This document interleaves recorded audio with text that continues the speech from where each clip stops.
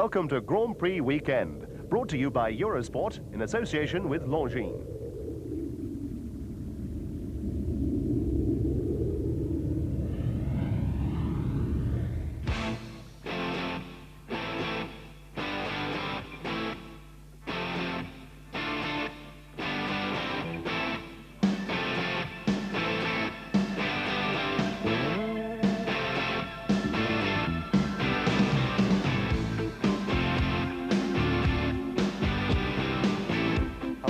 To sunny Estoril in Portugal for round 13 of the Formula One World Championship and Eurosport's coverage of the Portuguese Grand Prix.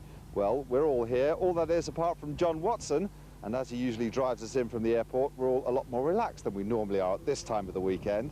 John is in fact in Canada, where he's competing for Toyota in a round of the World Sports Car Championship. But before he left, he gave us his thoughts on this race. Well, in Estoril this weekend, everything's going to be focusing on two men, Ayrton Senna in his McLaren Honda, Alan Prost in his Ferrari, and of course these two men are the only ones with a chance of winning the championship in 1990. There are 16 points between them.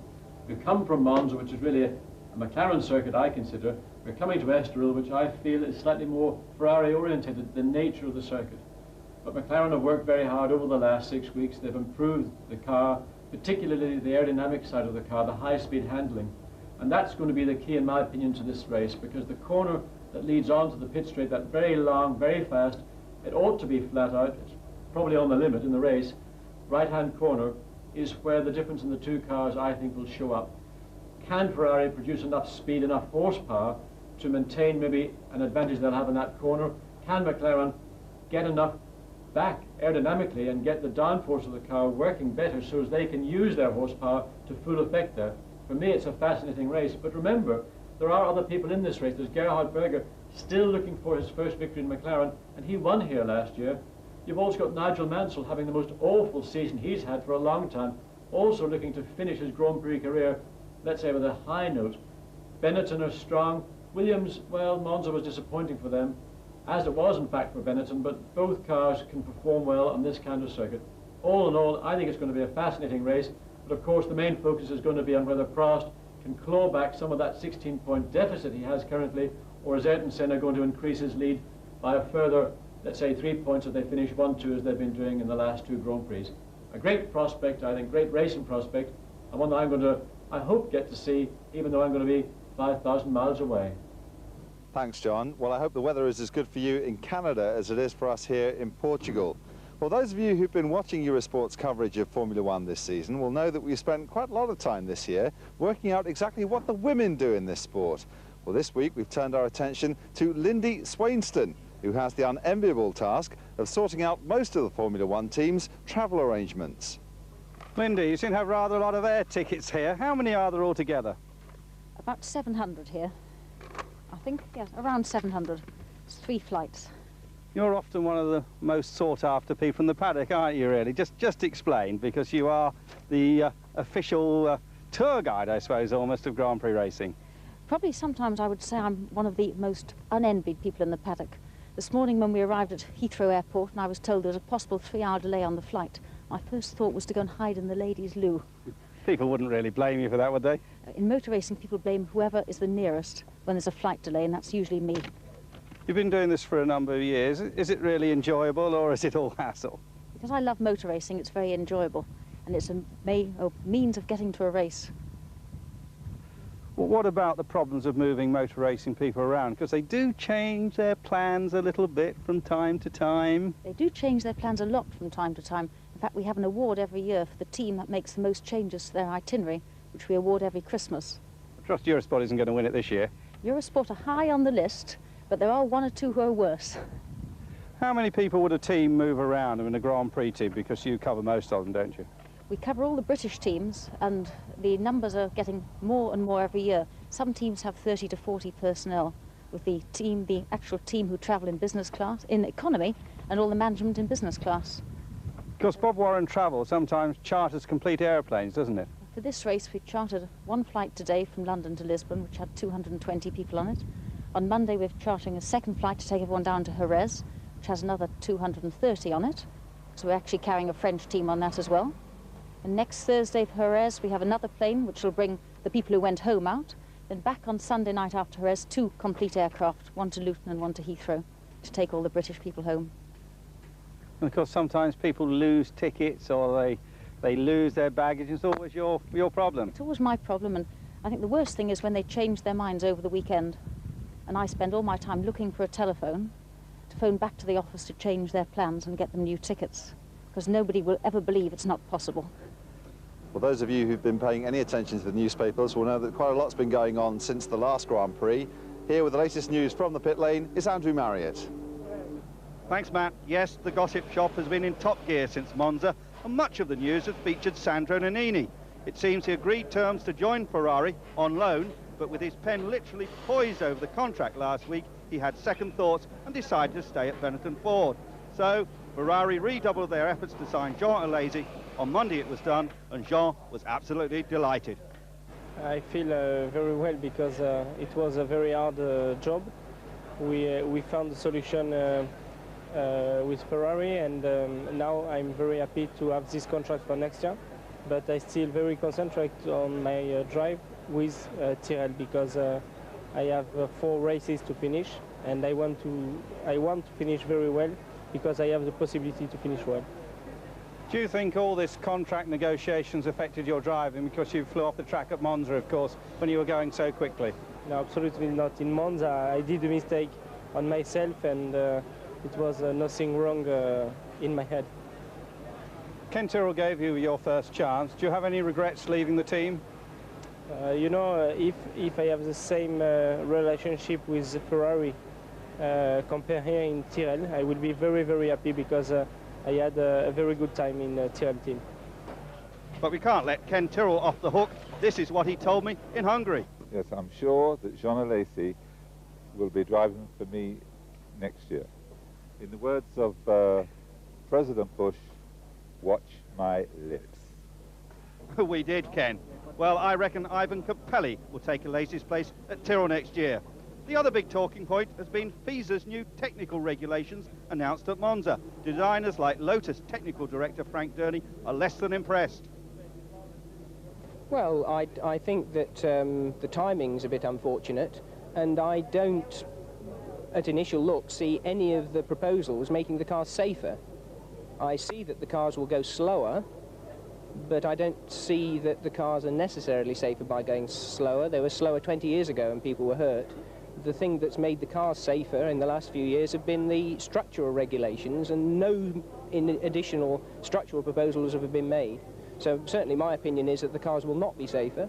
If we take Derek's accident, for example, in Monza, if the car had been 40 kilos heavier, it would have skidded further upside down with more weight on, and there would have been much, much more likely to have caught fire. So there is no question in my mind it would be 100% in that particular accident more dangerous to have a heavier car. So that's one proposal which is absolutely wrong. What about the time frame? Because they've only given you 6 months or so to design a completely new race car. Yes, that's very difficult. I don't think people realise the extent to which some of the teams, particularly ones with big resources, spend years developing the things, and it certainly would be, I would say, impossible to have a well-researched and understood car within the time frame suggested. So at the moment you're sort of poised over your drawing board, really not knowing what to do. Yes, I suppose that's the case. I cannot see that it would be sensible to introduce those suggestions, any of them, and this is a personal point of view. It just is not sensible. It will not, in my opinion, have the desired result, and the magnitude of the effect is unknown by me, and therefore it is certainly unknown by anyone at FISA, because they do not know as much about it as those who make the cars. Engines are still a talking point too. Renault announced on Thursday that from 1992 until 1995 they will supply Ligier, who already of course have Lamborghini V12s for next year. Meanwhile, the other big French team, Larousse, is still seeking an engine deal, as designer Gerard Ducarouge confirmed. Well, the situation is a bit difficult for us right now. We are talking with several engine manufacturers.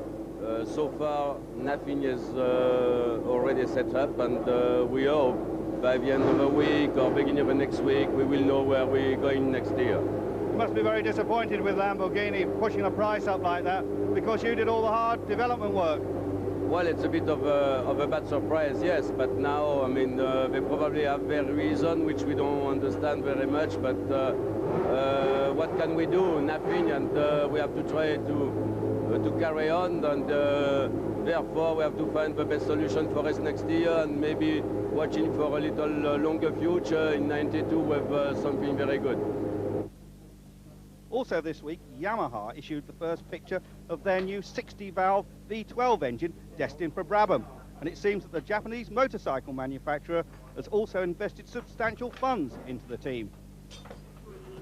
And just to round up the engine news, Bruno Giacomelli had a Judd engine to power the Life this week instead of the usual W12.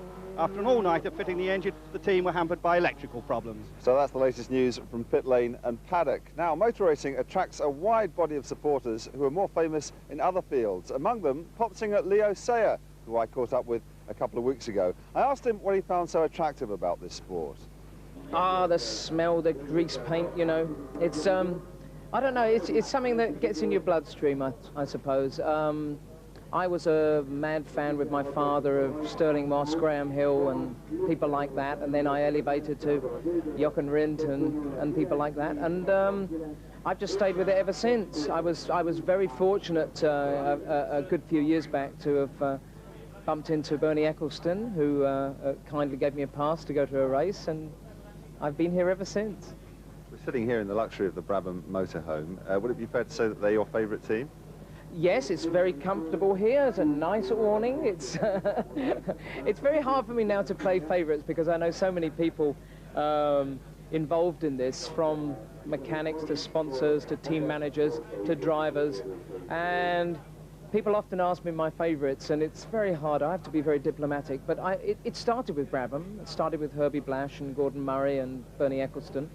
And so I suppose it must continue with Brabham. I mean, this is a good home, you know, for me. What do you think of the team's chances? Maybe not for the rest of this season, but next year. These are tough times for Brabham, but I think that it's something that the expertise of the team has enough qualities to overcome. And next year, of course, we have a very good engine. We have the Yamaha engine, which is going to be very, very good so far as testing is proving from Japan. The times are tough, and you just have to start and rebuild. I've just done it with my own career. Yeah, I wanted to talk about that because there are big changes afoot, aren't there? Yeah, I mean, I got a situation where all my sponsors left me. I was down to nothing. My record company disappeared, and I had to start again myself. But, you know, if you've got courage and if you've got a bit of bottle and a bit of determination, you can overcome these things, you know, and that's what you have to do. And I'm just happy that now my career's back. You know, it's nice for me to come to Formula One because I don't have the questions I had before where everybody's saying, what the hell are you doing? You're still making records, Leo? Now they know I am, so at least I'm back in business, so that's good. Do you ever think of switching businesses? Because you've got the same build as Alan Prost and pretty much the same haircut. I tried to drive a Formula One car once. I drove John Watson's McLaren. He's standing in the background. He's putting me off now. I drove John Watson's McLaren around Silverstone, and I have the steering wheel on the wall. They do say they're going to send me the gears soon, but there's nothing left. They're just these perfectly cylindrical round rings because I ground them all to pieces. But it was an incredible experience. But it kind of teaches you that this is a job for supermen. It really is a job for supermen. There's no way that a layman like me can hope to do it. It sorts out the men from the boys, you know.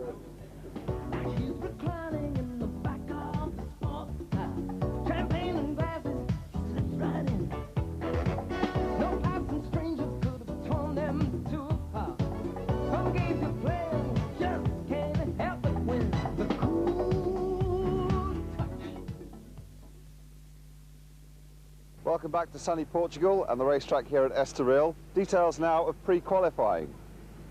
Fastest was Olivier Griard in the Osella, second Yannick Dalmas in the AGS. Bertrand Gachot was third in the Coloni, and fourth Gabriele Tarquini in the other AGS. Unlucky this time, Roberto Moreno and Claudio Langes of the Eurobrun team, and the Life, well, it didn't even manage a lap. Before we join Andrew Marriott and Peter Collins for highlights of the first qualifying session, let's quickly run through the Drivers' and Constructors' Championship standings. Leading the Drivers' table, Ayrton Senna from McLaren with 72 points. Second, Alain Prost with 56 for Ferrari. McLaren's Gerhard Berger is third with 37 points, and Thierry Boutsen is fourth for Williams with 27. Nelson Piquet fifth for Benetton with 24. In sixth position, Riccardo Patrese for Williams with 17. Two drivers share seventh position, Alessandro Nannini for Benetton and Nigel Mansell in the other Ferrari. Both have 16 points. In ninth place, Jean Alesi for Tyrrell with 13. In 10th, Ivan Capelli of Leighton House. 11th, Eric Bernard of Larousse Lamborghini. In 12th, it's Derek Warwick of Lotus Lamborghini. Three drivers in 13th position, Stefano Modena of Brabham, Alex Caffey of Arrows and Satoru Nakajima for Tyrrell. And in 16th place, two drivers share the spot, Aguri Suzuki for Larousse and Mauricio Gugelmin for Leighton House. In the constructors' table, McLaren Honda lead the way with 109 points, way ahead of Ferrari in second with 72. Third are Williams Renault with 44, fourth Benetton Ford with 40, and fifth Tyrrell Ford with 15. In sixth place it's Leighton House Judd with 7. Seventh are Larousse Lamborghini with 6, and eighth Lotus Lamborghini with 3. Two teams share ninth spot, Arrows Ford and Brabham Judd, each with 2 points. Yes, qualifying already underway on the 2.703 mile circuit here at Estoril. And with me to describe the action, Peter Collins, making a return to Eurosport after a year. Peter, of course, a former Benetton, Lotus and Williams team manager, so a real expert with the background information that I'm sure is going to help us. Peter, Ayrton Senna out on a quick run. Yes, Andrew, very forced effort by Ayrton at this stage. He looks as though he's pushing the car quite hard. Very different to the style we saw at Monza, but undoubtedly still very quick. Yeah, well, Senna, of course, shooting for that 50th pole position. This is his first run. I think most Eurosport viewers know by now that they have 2 sets of qualifying tyres, and the morning sessions looking as if it's very much McLaren versus Ferrari here. Prost versus Senna, and then, of course, Mansell versus Berger. Gerhard Berger won this race last year when, of course, he was driving for Ferrari. And now we've got Martini in the way, and is it going to hold up Senna? Yes, Senna nips by, no problem at all there. So he wasn't held up at all, and it's looking like a quick one. As Peter say, quite a forced lap. And crosses the line now. And yes, he goes fast. It's 1 minute 14.577, well under last year's pole position time. And so Sandro Nannini, who was provisionally on the pole, is bumped down the field. Peter, well, Senna really working hard at it there. Yes, it looks at the moment as though the McLaren setup isn't ideally suited to Estoril, and Ayrton is having to work very hard there with the front of the car. The front just doesn't want to stay in tight in the corner, and obviously that makes it very difficult to place the car. Yes, news coming through also that Berger, who was running in Senna's wheel tracks, did a 1:15.058, goes second. And can Nigel Mansell split those McLarens currently on the front row of the grid? There is Nigel. And Senna's in the way, and he's not happy. Look, waving his fist. What was that all about, Peter? Well, in a corner such as the corner onto the pit straight here at Estoril, it only takes a minor hesitation to cost you a lot of time. And obviously Nigel wasn't sure what Ayrton was doing at that stage of the corner, and I think it did affect his lap. Yes, looking at the monitor, 1:15.182. Nigel Mansell goes third. Waiting in the pits, currently fifth on the timing sheet, Riccardo Patrese.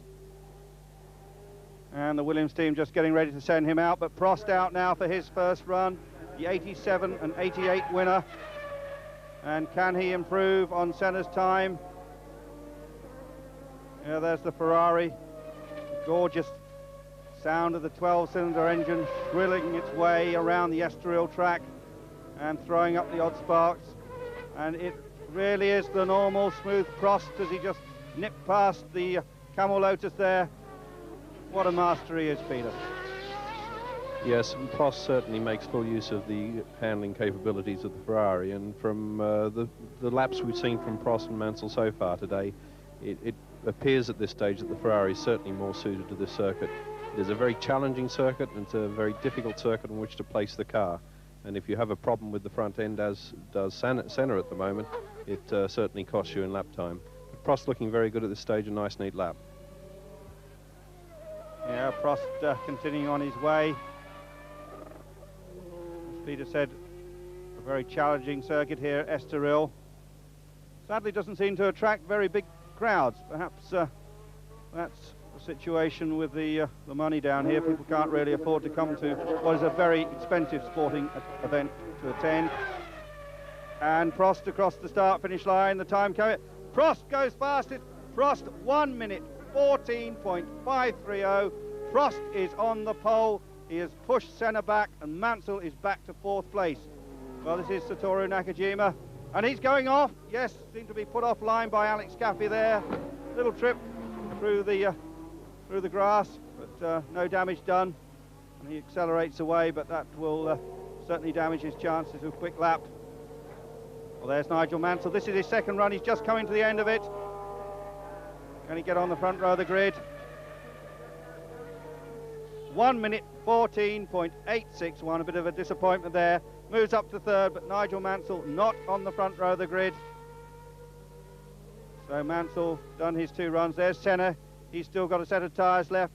Looking at the timing screen, no doubt, thinking about that problem and wondering how he's going to drive round it. Meanwhile, his teammate, Gerhard Berger, last year's winner, remember, he's out there. Can he improve? What about pole for Gerhard? A little bit of traffic. And Gerhard looking a little bit ragged there, Peter. Yes, this is a very typical Gerhard Berger looking lap. Plenty of action, the car moving around a lot and kicking up dust as he exits the corner. But having said that, still a very effective lap normally from Gerhard. He's been right on the pace in qualifying with Ayrton in recent races, and whether that can be translated into race pace is another thing. Yes, Gerhard definitely trying very hard indeed. And hot work today, temperatures up around the 80s. We're just a little inland from the coastal resort of Estoril as he comes up to complete that lap. And again the car twitching. And quite a lot of elevation change here at Estoril. The driver's plunging down. It's basically on the side of a mountain, I suppose you could say, or a hill at least. And Gerhard completing that lap. Is he going to make it onto the front row of the grid? Just looking at the time, it's coming up 1 minute 14.552. Berger goes second. And Prost, he crossed the line, but he hasn't improved. Now, what's Ayrton Senna got up his sleeve? Senna on his second run and leaving it very late indeed. Very audacious this, only 2 minutes to go. And only just about to make it. Goes on to his flying lap. And Peter, take us through it. Yes, I think we're going to see a lot of fireworks in this lap from Ayrton. He's obviously only got a few minutes left to go, likes to be on the overnight pole, and I'm sure he's going to be pushing the car very hard. Ayrton's style, when the car isn't right and when the front of the car isn't coming anywhere, in fact, if you saw a very good example there, pushing the car hard, front tyres finally grabbed and the rear came out in a big slide. That will undoubtedly have cost Ayrton a little bit of time, but I'm sure he won't give up on it because of that, and still committed to the lap. You can always tell when Ayrton's working hard with the car when it's not right, because he's on and off the throttle in very much a staccato performance, and it's quite an exhilarating thing to see. But still into the lap, still working hard, and I'm sure he won't have given up just yet. No, pushing hard. Just about a minute of this qualifying session left, so if he does stick it in the pole, there is no chance of anybody going better, although the 3 main rivals have already used up their qualifying tyres. And neither the Benettons nor the Williams really looking a challenge here as he goes up on the curb, across the starting grid, crosses the line. He's done it, 1 minute 14.246.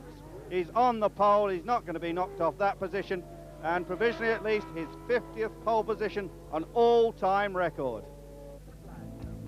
Now let's look at that lineup of times. Ayrton Senna, as we said, 14.246. Alongside him, Alan Prost, 1:14.530. On row 2, Gerhard Berger, with the second of the McLaren Hondas, 1:14.552. And Nigel Mansell, 4th, 1:14.861. The big 4, the only 4 in the 14s. Now Patrese 5th, 1:15.539. Piquet 6th, 1:15.542. and Boutsen in 7th spot, 15.646. 8th spot, trying really hard, Jean Lazy, 1:16.092. Nannini 9th, 16.123. And Eric Bernard, good performance there, 16.477 in the Larousse Lamborghini.